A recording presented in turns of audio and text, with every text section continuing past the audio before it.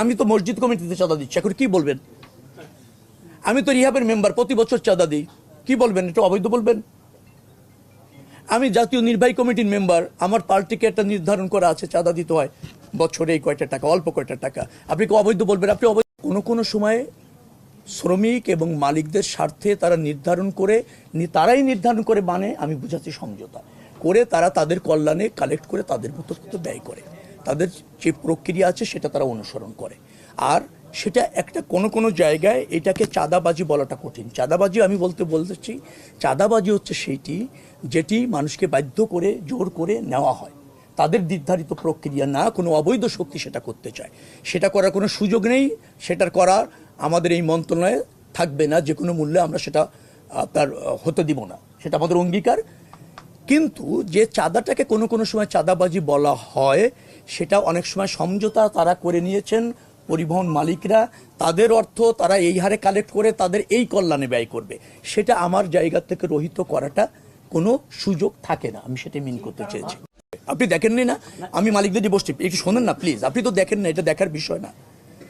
কতটা হচ্ছে আমি শ্রমিক কেন্দ্রীয় সংগঠন যারা আসছে তাদের নিয়ে বসেছি ওই ঘটনার পর, মালিকদের যে সমস্ত আছে সমিতি আছে তাদের নিয়েও বসেছি, তারা ব্যয় করেন। আর সবচেয়ে ব্যাপার হচ্ছে আপনি একটা শর্তে একটা সমিতি রেজিস্ট্রেশন নিয়েছেন, ট্রেড ইউনিয়ন করছেন, সেখানে কোনো ব্যত্যয় হলে এটা বাণিজ্য মন্ত্রণালয়ের অধীনে তারা দেখতে পারে।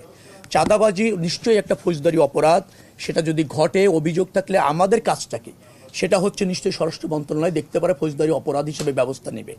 আমরা যোগাযোগ মন্ত্রণালয়ে আমাদের একটা নিরাপদ সড়ক রাখতে চাই, পরিবহনগুলি একটা শৃঙ্খলার সাথে সেটা চলছে এবং যাত্রী বহন আমরা স্বরাষ্ট্র মন্ত্রণালয় বাণিজ্য মন্ত্রণালয়ের সহযোগিতা নিয়ে এখানে একটা জবাবদিহিতা আনার চেষ্টা আমাদের অঙ্গীকার, এবং সেটা করছে।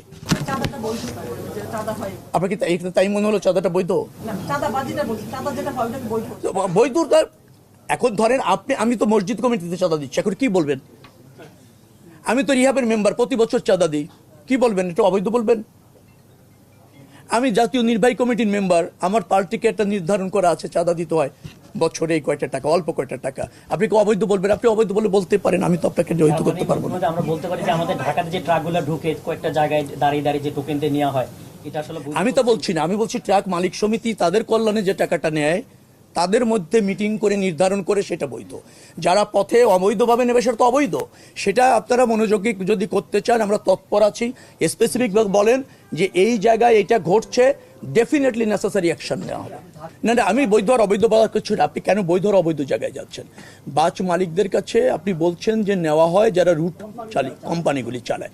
এখন কোম্পানি এবং বাস মালিক কি শর্তে ওখানে বাস দিয়েছেন সেটা জানলে বোঝা যাবে যে সেখানে কোনো ব্যত্যয় ঘটছে কিনা।